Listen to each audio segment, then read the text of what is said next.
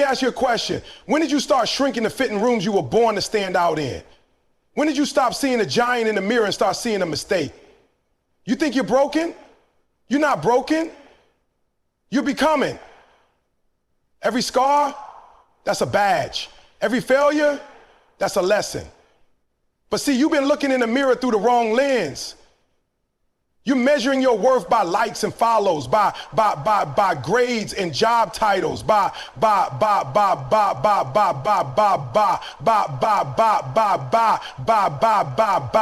Nah, you gotta change the way you see yourself. You've been looking in the mirror through the wrong lens. Every day you wake up and glance at your reflection, but what you're really seeing isn't you. It's a distorted image shaped by fear, by past pain, by what people said you couldn't do. And the truth is, most of us don't even realize it. We think the mirror is just glass and silver. But that mirror reflects every story you've told yourself, every label someone else gave you, every failure you turned into a sentence instead of a stepping stone. Let's keep it real. Somewhere along the way, you started believing the lie. Maybe it was a teacher who told you you'd never be more than average. Maybe it was a parent who didn't believe in your dreams, or a friend who laughed when you said what you really wanted to be. And over time, those voices didn't just live outside of you, they moved in. They became your own voice. You started repeating them, started seeing yourself as not enough, as too late, as too broken. You didn't just look in the mirror, you judged yourself in it. And that's the problem. You've been measuring yourself by your mistakes, by your worst moments. You've been focused on the gaps instead of the growth, on what you're not instead of who you're becoming. And as long as you see yourself that way, as someone broken, someone who always falls short, you will live that way. You will settle. You will shrink.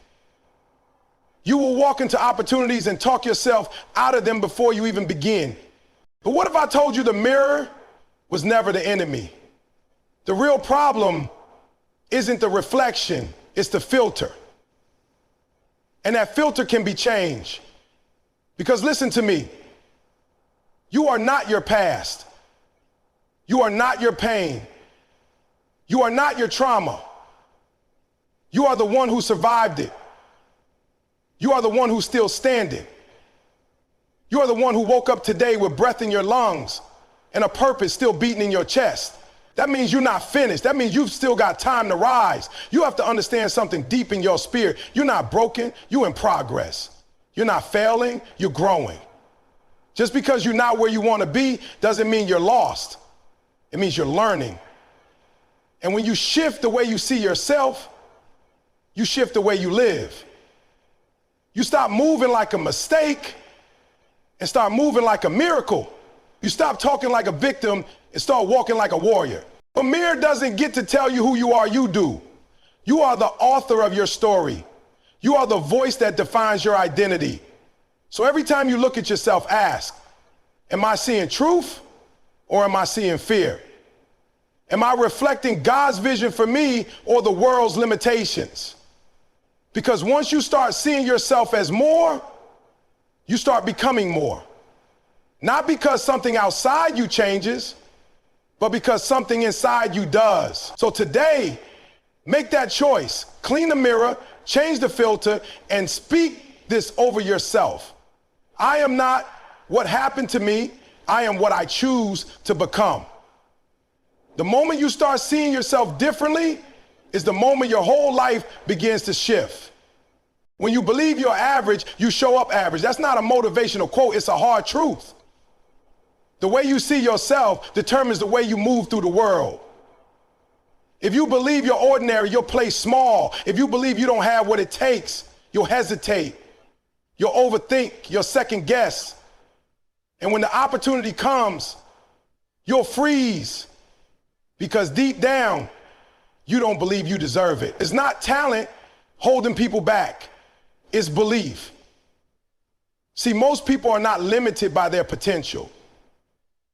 They're limited by their perception. Not of others, but of themselves. They walk into rooms and shrink. Not because they don't belong there, but because they told themselves they don't belong. They prepare, they study, they pray. But when the moment comes, they retreat. Why? Because somewhere along the line, they made an agreement with fear. Somewhere they accepted that they were just average, just normal, or just not enough. But here's the secret. Belief is a blueprint. Whatever you believe to be true about you, your life will start to build around that. If you believe you're not smart, you'll avoid challenges that could stretch your mind. If you believe you're not a leader, you'll never raise your voice even when you have the answer. And if you believe you're not worthy, you'll keep attracting people in situations that treat you like you're not. Belief is that powerful. It shapes behavior, it defines standards, and it sets the ceiling for your life. Look around. Success isn't always about the most talented. You've seen it. People with less skill but more confidence keep showing up, keep speaking up, and guess what? They keep rising. Not because they're better, but because they believe differently. While others are waiting to feel ready, they've already decided they're enough. And because they believe it, they walk in it. They don't wait for permission. They give themselves the green light. Now, I'm not saying talent doesn't matter. Of course it does. But belief gives talent a platform. Talent without belief is a locked treasure chest. It's there, but nobody sees it. Nobody uses it. Because you buried it under insecurity, under doubt, under the weight of false assumptions about who you are. This isn't about arrogance. This isn't about ego. It's about knowing you were made for more and refusing to apologize for that. It's about recognizing that your calling is not random. Your gifts are not accidents. Your vision is not crazy. Your vision is not crazy. You were designed for something specific, something powerful. And it starts with you believing it. So the question is not, do you have what it takes? Because your life will always answer that question for you. If you say no, life says no. If you say yes, doors start opening, people start noticing, not because you suddenly changed, but because you finally aligned with who you truly are. Stop waiting for someone else to validate you. Stop waiting for the perfect time. Start showing up like you already belong at the table, because you do. And the moment you believe that, the game changes. The moment you stop seeing yourself as average, you start moving like someone who was born to lead, born to build, born to break cycles. That's the version of you the world needs. But you've got to believe it before anyone else does. I was homeless, but I wasn't hopeless. That's a line people hear and sometimes miss the weight of. When life strips everything from you, your home, your comfort, your stability, it tries to take your identity with it. But just because you're going through a hard season doesn't mean you are a failure. Your circumstances are real, but they are not who you are. You are not your environment. You are not your pain. You are not your trauma. You are the one moving through it. And that distinction, that separation between where you are and who you are is everything. Too many people have let their circumstances define them. They go through a divorce and suddenly see themselves as unlovable. They get fired and suddenly believe they're useless. They struggle financially and suddenly label themselves a failure. But what they don't realize is that those are just chapters, not conclusions. The problem is, if you let the chapter define you, you stop turning the page. You start reading that one painful sentence over and over again until it becomes your identity. But your situation is not a mirror, it's a moment. When I was sleeping in abandoned buildings, I could have accepted the story that said I was a nobody. I could have believed I didn't matter, that I had no future, that I was just another statistic. But something inside me refused to let that moment define me. Yes, I was broke. Yes, I was struggling. But deep down, I believed that there was more for me. I wasn't where I wanted to be, but I wasn't going to stay there either. And that belief, however small, however fragile, it was the spark I needed to keep going. When you realize you're not your circumstances, you stop waiting to be rescued and start showing up with resilience. You stop sitting in the dirt and start building something right there. You don't wait for perfect conditions. You create momentum where you stand because you understand the storm doesn't get to write your story, you do. And this isn't just about positive thinking. This is about identity. It's about looking in the mirror and saying, I might be going through it, but I'm not done. I might feel broken, but I'm not finished. Because the second you let your situation name you, you surrender your power. And the second you take that name back, you start reclaiming your future. People often ask me how I got out, how I went from homeless to successful. And I tell them it wasn't just motivation, it was vision. I had to see myself beyond the pain. I had to believe that there was a version of me on the other side of the struggle. And every step I took was fueled by that vision. Not the vision of where I was, but the vision of where I was going. You don't rise out of a storm by chance. You rise because you choose to stop letting the rain tell you who you are. So today, no matter what you're going through, don't confuse your current condition with your permanent identity. You're not stuck, you're in a season. You're not broken, you're in development. And as long as you keep walking, as long as you don't quit, your situation will change. But more importantly, you will change. Stronger, sharper. And when you come out the other side, you'll realize you were never the problem. You were the solution. Learning how to rise. The secret to the next level isn't talent, it's vision. That might sound strange in a world that constantly pushes skill, performance, and qualifications. We're told that if you're just talented enough, doors will open. If you're just smart enough, successful enough, then you'll finally get what you want. But let me tell you something from experience. Talent without vision is wasted. You can be gifted, brilliant, and still go nowhere if you don't know where you're headed and who you truly are. Vision is what sets direction. It's what keeps you moving when motivation fades and obstacles stack up. Because when you have a clear picture of your purpose, of your future, of who you're called to be, you stop making excuses and start making moves. But when you don't have vision, you drift. You get caught in cycles. You work hard but feel empty. You succeed by the world standards but feel lost inside. Why? Because activity without vision is just motion, not progress. Too many people are grinding without guidance. They're waking up, going to jobs they hate, living lives that look good on the outside but feel hollow on the inside. Not because they lack talent, but because they lack vision. They never took the time to define what they really want. They've been living someone else's dream, chasing someone else's idea of success. And every day they ignore that inner voice, the one that's been whispering, there's more for you. They believed in a version of the world or a version of themselves that others couldn't see. And then they worked until that vision became reality. They didn't need the world to believe in them first.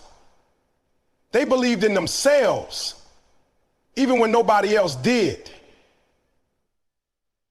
You have to be the first one to see it. You have to see yourself healed, successful, powerful, full of purpose before anyone else does. Because the world won't believe in you until you believe in yourself. And that belief comes from vision. Vision is seeing the mountain before you climb it. Vision is hearing applause in an empty room. Vision is showing up today like your future already exists. But let's be real. It's hard to hold vision when your life doesn't match it yet. It's hard to believe in abundance when your bank account says struggle. It's hard to believe you're a leader when nobody's following you. But this is where vision separates the great from the average. The average wait to see it before they believe it. The great believe it until they see it. That's faith. That's vision. That's how transformation happens. You need to get clear, not someday, today. What does the best version of you look like? How do they act? How do they show up? What do they do with their time, their gifts, their energy? Because once you get clear on that, every decision gets easier.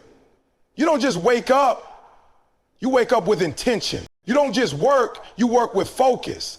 And suddenly, things start aligning, opportunities start appearing, not because they weren't there before, but because you finally had the eyes to see them. So no, the next level doesn't start with talent. It starts with vision. You don't need more degrees, more applause, or more money to begin. You need to look inside, get honest about what you want, and then commit to becoming the person who lives that life. Don't just work hard, work with direction. Don't just chase goals, chase your vision.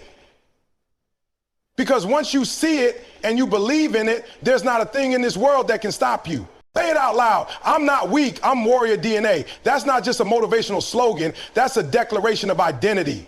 And the truth is, most people never realize how powerful their words are. Every single day, you're speaking things into your life, whether you realize it or not. You're either reinforcing your strength or confirming your weakness. You're either building your future or breaking it down before it even begins. The words you say to yourself matter more than anything anyone else could ever say about you. Most people wake up and let their emotions run the show. They look at the mirror and say things like, I'm tired, I'm stressed, I can't do this, I'm not good enough. And what they don't realize is every time you say it, your brain listens. You don't have to feel strong to speak strength. You don't have to feel courageous to declare courage. You speak it because it calls something out of you. That's how power works. That's how transformation begins. Think about how you talk to yourself when you fail. Be honest. Do you say, I knew I couldn't do it? Or do you say, this is a lesson, I'll rise from it? Most people go straight to self-destruction. One mistake and they write the whole thing off. One bad moment and they speak as if the entire journey is over. But failure is never the final word unless you say it is. You decide what story your words tell. You decide whether your mouth becomes your weapon or your weakness. You've got to understand something deep. What you say about yourself shapes what you believe about yourself. And what you believe about yourself determines how far you go. If you keep calling yourself lazy, you'll never push through resistance. If you keep calling yourself broke, you'll never attract wealth. If you keep saying, I'm not enough, you'll always fall short. Not because you don't have what it takes, but because you spoke against yourself before you even tried. This is why affirmations aren't corny, they're critical. This is why speaking life isn't hype, it's habit. You got to reprogram the way you talk to you. You got to become your own coach, your own motivator, your own believer. Waiting for someone else to validate you is a trap. If you don't speak power into yourself, no one else's words will stick. The most powerful voice in your life has always been your own. So you have to ask, what story are my words telling? Are they rooted in fear or in faith? Are they reinforcing failure or calling out greatness? Because your voice is a tool. And when you learn to use it right, you become unstoppable. Start your day with power. Before the world can speak doubt, speak destiny. Before your circumstances say impossible, you say, watch me. When you feel fear, don't let it write the script. Speak against it. I might be scared, but fear doesn't own me. When you feel weak, don't shrink. Say, I'm still here. That means I'm still in the fight. This is how warriors speak. And if you want to become who you were born to be, you've got to speak like it long before you feel like it. Let this be your new language. I am worthy. I am chosen. I am called. I am rising. I am focused.